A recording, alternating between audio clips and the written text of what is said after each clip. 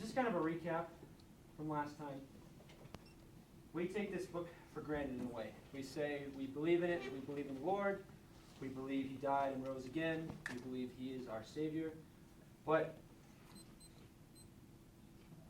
looking critically at the Bible, I think, is a very good skill, and it's good to have a healthy doubt. And last time I showed you the reliability of the New Testament as far as physical copies. 24,000 copies, 40 to 70 years after these events happen. When the people are still alive, they're still there. 99.7% accuracy. But if these things never happened, and these people never existed, and these places never existed, and it's all fictional, it doesn't really help us much. So when you go and you spend your life digging in the dirt, and you say, what can I find about the events that happened, and what do they tell me? And I was thinking about this, and I was thinking of all of the Old Testament and the New Testament. What could I go through that's the most impactful? And it's been the most impactful to me. And I said, well, honestly, there's nothing else but the crucifixion.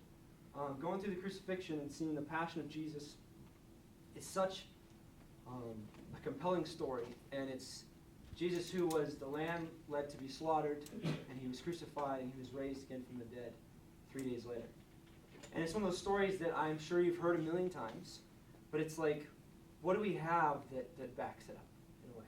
And I wanted to start, I'm sure you guys have heard it a million times. I wanted to read just a brief passage in Mark of the crucifixion. Give you kind of background. If you haven't heard it before, listen along here. So Jesus is in the Garden of Gethsemane. He's betrayed. He's put in the praetorium, which is basically a jail, and he's chained to the ceiling overnight. In the morning, it said, immediately in the morning, the chief priests held a consultation with the elders and scribes and the whole council, and they bound Jesus, led Him away, and delivered Him to Pilate. Then Pilate asked Him, are you the king of the Jews? He answered and said to him, it is as you say. And the chief priests accused Him of many things, but He answered nothing. Then Pilate asked Him again, saying, do you answer nothing? See how many things they testify against you. But Jesus still answered nothing, so that Pilate marveled. Now at the feast He was accustomed to releasing one prisoner to them, whomever they requested. And there was one named Barabbas, who was chained with his fellow rebels. They had committed murder in the rebellion.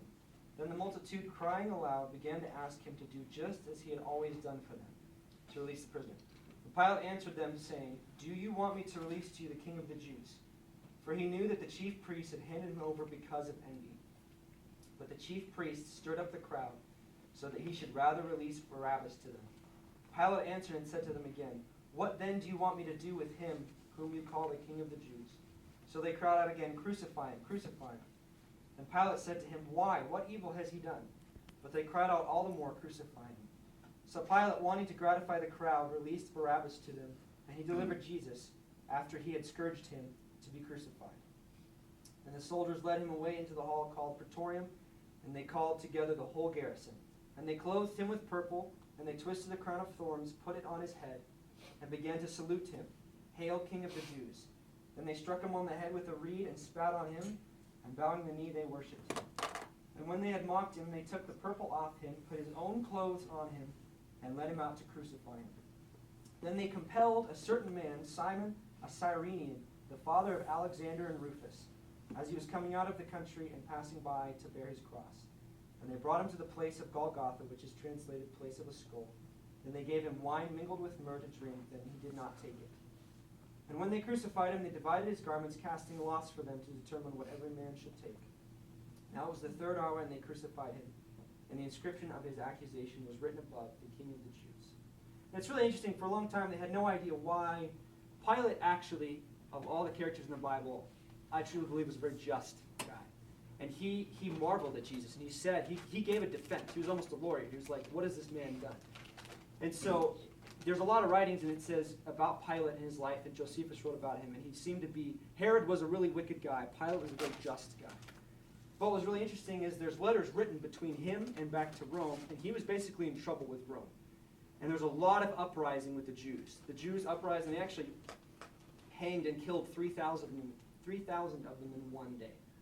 And Rome basically said, do whatever it takes to keep the Jews happy, keep the Sanhedrin happy, do what they want. And it's very interesting because at that exact time is when Jesus comes before him. And Jesus knows he's going to come before Pontius Pilate. And he's going to be faced with this, and he says, you will have Barabbas be set free. It's interesting to me. This is from John's account. It says, "From then on, Pilate sought to release him, but the Jews cried out, 'If you release this man, you are not Caesar's friend. Everyone who makes himself a king opposes Caesar.' So when Pilate heard these words, there was a lot of pressure behind those words, he brought Jesus out and sat down on the judgment seat at a place called the Stone Pavement, in Aramaic, Gabbatha. In Greek, it's Lithos. And this, here's a painting of it, but this was the place where the entire Roman garrison was, the Praetorian Guard, because Pilate was the governor of the day. So he had his bodyguard of hundreds of soldiers. They were the special forces of the day, and they lived in one specific area. And the Jews would bring people before Pilate at the place of Gabbatha. And Lithos means the tessellated pavement. So basically he had a pavement and he had a raised seat of Gabbatha, and he would sit there in judgment. And he would daily, people would bring prisoners or someone accused before him from the Jews, and he would pass judgment upon it. What's really interesting is this is the Tower of Antonia, and this is where the Praetorium was.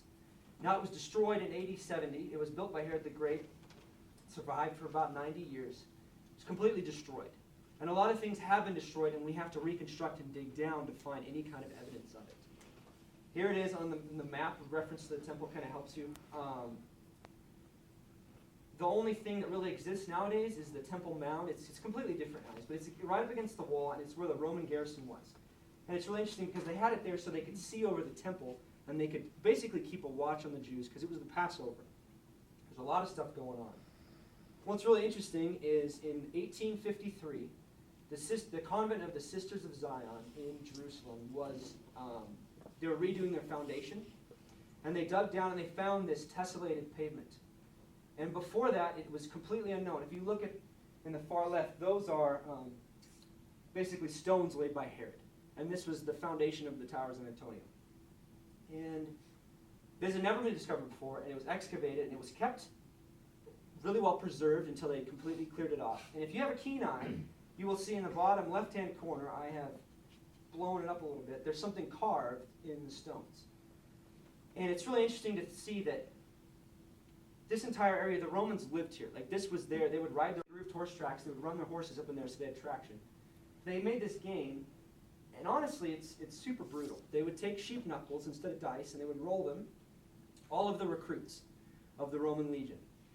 And you would work your way around the square, and every time you got away around the square, you would move up one section of the pie. And when you got to the middle, you were the king. And you chose another recruit, basically, to murder. And so they would pick a recruit who came in last, and they would be tortured, and they would be killed, and all of their possessions would be sold off. They would cast lots. Their wife, family, children, everyone would be basically sold into slavery. And they did it in a way to dehumanize the Romans. You look at this, and you think, like what I just read to you. And they clothed him with purple, and they twisted a crown of thorns, put it on his head, and began to salute him, "Hail, King of the Jews." Then they struck him on the head with a reed and spat on him, and bowing the knee, they worshipped him. And when they had mocked him, they took the purple off him, put his own clothes on him, and led him out to crucify him. Purple was a big part of this because it was the most expensive clothing you could have, and it was that mocking. It was the mock king. And the person was dressed up as a king, had a crown of thorns on their head, then was tortured and killed. And they did it because when they had to crucify people, they had to not think about it, and they had to be very dehumanized. And it went on for a long time until Augustus said, okay, enough of this. You can't do this to soldiers anymore. You can only do it to prisoners. And it's really interesting that Jesus is a prisoner, and he faces this exact Basilius, this mocking of a king. And I think it's ironic that they were actually mocking the true king, and they were playing out this game in a way. But it's a lot of these things that you read, and you really wouldn't think it's like, oh, they were just being mean. But this is something they did. They were very hardcore. They had to, in one day, they crucified 2,000 people. They had to do this as their job and murder very, very effectively. Here it is in Matthew. Bowing the knee, they worshipped him. When they had mocked him, they took the purple off and put his own clothes on him and led him out to crucify him. It's really interesting. As a side note, do you remember me telling you? It says, then they compelled a certain man, Simon, a Cyrenian, the father of Alexander and Rufus, as he was coming to the country and passing by to bear his cross. In 1941, they were digging and they found the tomb of Simon of Cyrene, and they found Alexander and Rufus. Now there's bonus points. Anyone can tell me what this is from last time? Do you remember? It's an ossuary. It's what they would put the bones in. They would basically leave a body for about 4 or 5 years till it completely decomposed, put it in the box, and they would only ever write on them if it was something interesting or of note. And this is written 3 times, Alexander, son of Simon of Cyrene. And someone much smarter than I has figured out the odds of that being someone else that was not written about in the Bible. And it's a 96% certainty that that's the same person. It's like the Bible's not so much true even on the big parts. Pontius Pilate, we talked about last time, the Pilate stone. Caiaphas. But these little characters that really don't matter that much. It's like my faith does not hinge upon Alexander, son of Simon of Cyrene, to know that Jesus is real. But the fact that we find this stuff that backs it up to the smallest details. It's also interesting that in Mark he writes, the father of Alexander and Rufus. He's writing to the future Christians as if they would know these people. He's like, hey, Alexander and Rufus. Paul mentions them again in Corinthians. Like, these are people that grew up, that were there, that experienced it. You know, Mark is not writing this 300 years later. He's writing this, like, very soon afterwards. And he's saying, man, I know these people. I know. He probably knew Simon of Cyrene. He's probably a well-known guy. What's really interesting is, for the longest time, we had all these writings about crucifixions. We had all these, we knew that there was people that were crucified. We had no archaeological evidence. In 1968, they dug up this ossuary of Johannan, and they found this really interesting bone. This is his heel bone, and this man was crucified, and they stuck the nail in so far that it bent. And they can see that on this side, they hammered it into olive wood. They have a piece of olive on this side. They put a piece of olive on this side so he could not move his leg out and get the nail out. And they hammered it in so hard that it was curved. So when they buried him, iron was very scarce in those days, so they would always pull the nails out and reuse it. But I'm so thankful they didn't, because this is actually the first time that we have direct proof of someone that was crucified. And it's really interesting also because in John and Mark's account, it says, I can read it to you right here. It says, therefore, because it was the preparation day, that the body should not remain on the cross on the Sabbath, for that Sabbath was a high day, the Jews asked Pilate that their legs might be broken and that they might be taken away. Then the soldiers came and broke the legs of the first and of the other who was crucified with Jesus. But when they came to Jesus and saw that he was already dead, they did not break his legs. It's really interesting because the Jews did not believe that someone who was on the cross should hang overnight. They believed if you died, you should be buried on the same day. It's exactly what happened to Jesus. What's really interesting is in this bone box, they found both of his shins were completely splintered. And the Romans had this super brutal hammer, and they would come up and just smack your legs while you're on the cross. And then you couldn't breathe anymore. And a lot of people don't realize that you don't die of pain on the cross, you die of asphyxiation. Because you can't lift yourself off the nails anymore. And so you literally don't have any energy, and your diaphragm can't move, and you suffocate. So if they break your legs, you die quicker, basically. And it's really interesting because you look at this, and if we looked at the bones, we probably wouldn't see anything from it. But they see that this man was young. He has right here on his wrist bone marks where they had the nails through there. They can see he was whipped before he was crucified. There's so many things that you can see from this. I think it's honestly astonishing that the Lord leaves these things for you that, like, we come back and we dig up years and years and years later. A lot of people actually claim that crucifixions never happened, that it was something to scare the Jews, that it was something that was a literary device that was used to create horror. They would spin all these tales, and then you find people like this, and you're like, well, there's no denying that. This man did something bad enough that he got crucified. And it's worth noting that crucifixion was so horrible, no Roman citizen would ever be crucified, no woman would ever be crucified. You had to commit basically like a felony today. You had to do a felony bad enough or be a criminal or a slave in order to be crucified. As it literally was the worst punishment ever. And they considered it to be almost subhuman. It was looked upon with absolute shame. What's really, really interesting to me is this graffiti was found. This is approximately 50 to 60 years after Christ died. And this is the very first carving we have of Christ on the cross. And you may not recognize that as Christ on the cross because it's mocking. And the carving says, Alexamenus worships his God. and it's mocking like Christianity. It was found on the Palatine Hill in Rome. Basically, it was in a guard room. So imagine like a police station. So there's a lot of guards hanging out, and I'm sure they were just screwing around.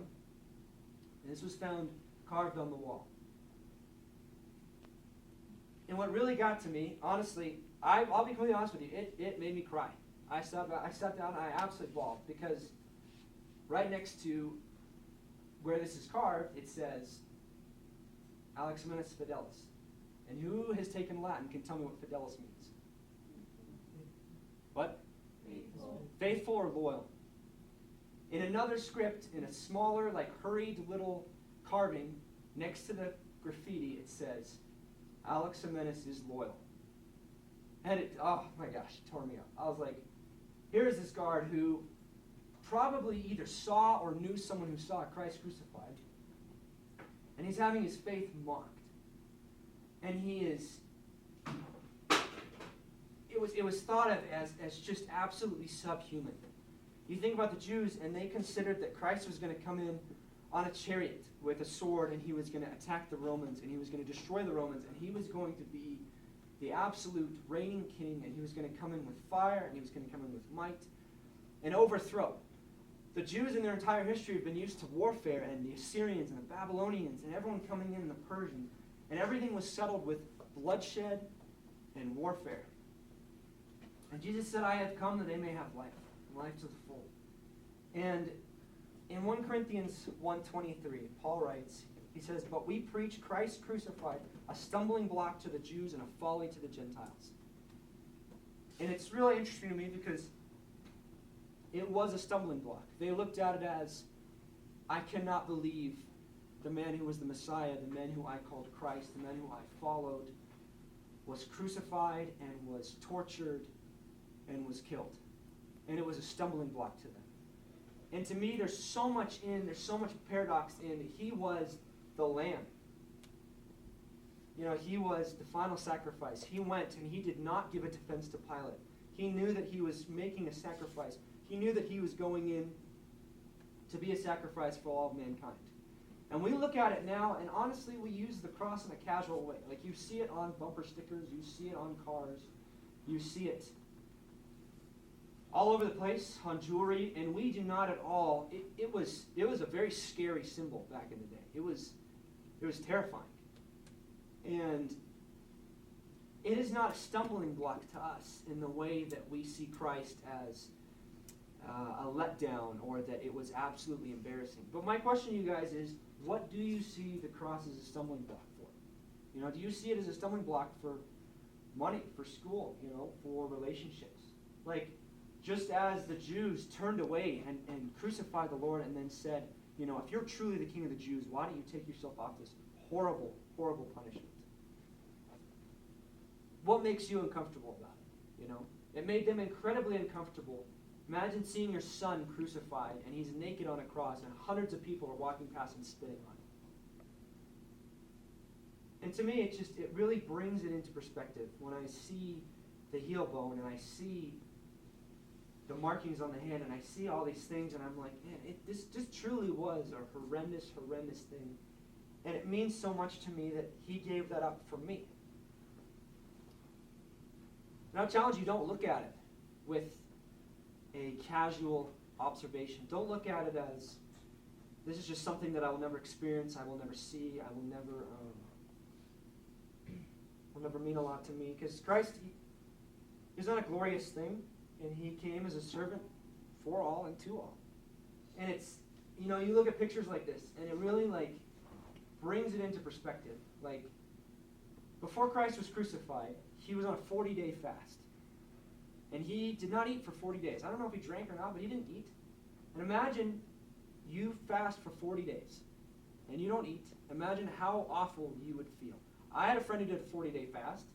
She lost a lot of weight, and she almost had to be hospitalized. She made it, and it was a very big spiritual event for her, but I would not recommend it. It was truly taxing, I should say. The Last Supper rolls around. Jesus goes to the Garden of Gethsemane, which is right before what I was reading to you. Jesus is in the Garden of Gethsemane, and he is praying so fervently to the Lord Lord, please take this cup of suffering away from me. Please take it away. That he starts to sweat blood. If you guys remember reading that or not. For the longest time, we didn't think that was possible. We thought that was another literary example of just deep passion and sorrow. And it wasn't actually until the Holocaust. This is really morbid. But Jewish children were so upset. Right before they were gassed, they would usually sweat blood. And it's actually an extreme stress reaction where the capillaries in your head will burst. And it involves you have to be malnourished, and your heart has to be running at an incredibly high rate because your heart will pump really fast to get your blood pressure up. And you think about the malnourished Christ who's sweating blood. And what's really interesting is you're bleeding internally, and your body is losing blood. And I was talking to my roommate about this earlier, and he's like, yeah, it's like, he literally was like just one big bruise. You know, and he came to the cross, and he was, the night before he's chained. I wish I would have put the picture in there for you.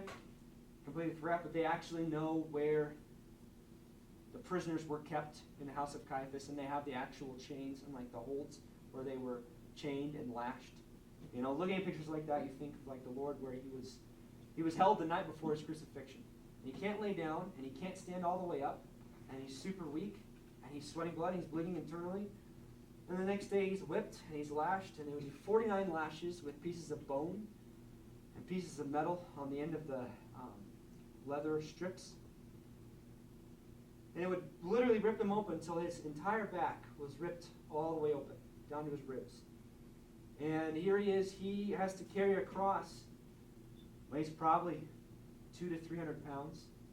They believed that because wood was scarce, he only had to carry the top piece because they would leave the upright standing, and they would use them for many, many different crucifixions. But the top piece, he would carry with him all the way up. Here's Simon of Cyrene who sees this man, and I'm sure that made such an impression on him. He was forced into that situation, and he sees this man who's malnourished, who's weak, who's lost a bunch of weight, who is bleeding profusely. The thorns were about 3 to 4 inches long. And normally when they pushed them down your head, they would actually pierce your skull. They were hard enough. You know, this is not something to take lightly. I mean, this is something that you look at it and you see, man, we absolutely know the place this has happened. You know, we can almost stand with a great sense of certainty where the Lord was judged, on the Praetorium floor. And it's one of the reasons I want to go to Jerusalem so badly, is you just see, you can walk in the footsteps of the Lord, and you can walk up to Golgotha, and you can go to the Garden of Gethsemane. And you just, like, it's just something that we truly don't understand as far as horrors. We don't have anything in our life. Crucifixion was so brutal, it ended up being banned. Constantine said, enough of this. I can't stomach this anymore. And the Lord, you know, it goes through and he says, but he was pierced for our transgressions, he was crushed for our iniquities. The punishment that brought us peace was on him, and by his wounds we are healed. And I just want to challenge you guys, if you've never heard the crucifixion story before, if you have never given it thought, if you have never really cared about it, consider it and think what he did for you, and think that these things really happened. And I hope tonight that's just a taste of really bringing you to the place where these things happened, and the people involved, and the place of his crucifixion, to kind of, in a way, bring it to life and show you that it's not mythology. It's not something that you can just brush off and say, well, that may have happened. We looked last time of all the writings, the third-party writings about Jesus and all that he did. And he said he was a great man, and he was crucified on the third day he raised. Anyway, that's all I have for you guys. I just want to leave you with one thing. Paul says in Romans, for I am not ashamed of the gospel, because of the power of God that brings salvation to everyone who believes, first to the Jew, then to the Gentile. Pitied and seen as someone who was subhuman, who was crucified on the cross. 11 out of the 12 disciples died horrible deaths. Most of them were crucified. Some were crucified upside down. Some were boiled in oil. Some were burned alive at the stake. And the last thing that really gets to me is, if this never happened, if the Lord never died for your sins, if he never went on the cross, why on earth would they die for a lie? Why would Paul go to his deathbed, be crucified upside down? He said, I don't want to be crucified like Christ. Crucify me upside down. I'm not worthy of Christ. And they absolutely stood by this till the very end. And he said, for I am not ashamed of the gospel, because it is the power of God that brings salvation to everyone who believes. First the Jew, then to the Gentile. So this is the first time you've ever thought about it. I would consider, what does it mean to you? What do you think about the cross? What is a stumbling block for you? And is Jesus a stumbling block for you? And for those of us that have heard it 100 times, I'd say look into it for yourself and consider it for yourself and say, did this really happen? Do I really believe this? Do I really consider this? And what does it mean to me? Am I ashamed of the gospel? Or am I going to say, I don't care if I get boiled alive in oil. I will stand by it. So I appreciate that's all the time I have. I want to pray real quick. Lord, thank you for your word, Father. I thank you that after thousands of years and the millennia that have passed, Father, we can dig things out of the ground that just highlight your truth. And just the truth about you and the way you lived and what happened, Father. Father, I thank you that you allow us to just experience it and see it and live in an age where this is all at our fingertips. And Father, I just want to say sorry personally for all the times that I haven't taken the crucifixion seriously, and I haven't thought about its implications, and I haven't thanked you for dying for my sins. And Lord, I just pray that myself and all of us here, that we could say with Paul, I'm not ashamed of the gospel, because I have the evidence, and I know that I stand on a foundation that is firm. And I will go to all the ends of the earth, and I will be the salt and the light, Father, and I will stand on your word and your power and protection. I pray that we have a really good small group tonight, Father. I pray that this would sit in our minds, that we would not easily forget about the cross, and we would not be casual. And that we would just be stuck with your sacrifice and be the lamb on the cross for us. I pray this in your name. Amen.